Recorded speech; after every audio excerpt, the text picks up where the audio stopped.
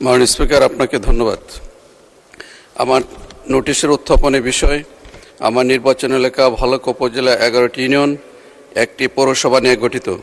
দীর্ঘদিন যাবৎ আমার নির্বাচন এলাকার জনসাধারণ বন বিভাগের কর্মকর্তা ধারা মামলা মোকদ্দমা সহ বিভিন্নভাবে নির্যাতিত হচ্ছেন।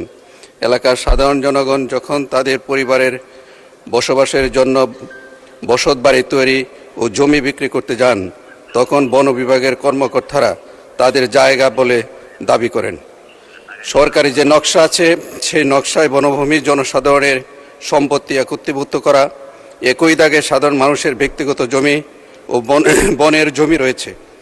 উদাহরণস্বরূপ দেখা যায়, এক দাগে 400 একর জমি রয়েছে, সেখানে বনের দাবি 30 থেকে 40 একর, বাকিটুকু কৃষক ও সাধারণ জনগণের জমি।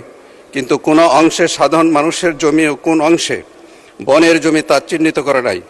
আমার নির্বাচন এলাকা বালুকা সাধারণ জনগণের ব্যক্তিগত জমি এবং বন বিভাগের জমি ডিমার্কেশন করে এর মাধ্যমে চিহ্নিত করে উক্ত এলাকার সাধারণ জনগণ ও কৃষকের জমি বুঝিয়ে দেওয়া হোক এবং বন বিভাগের কর্মকর্তা কর্তৃক হয়রানি, মামলা, নির্যাতন থেকে আমার এলাকার জনগণকে মুক্তি দেওয়া হোক।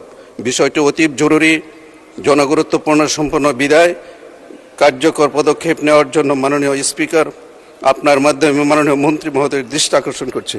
ধন্যবাদ মাননীয় স্পিকার।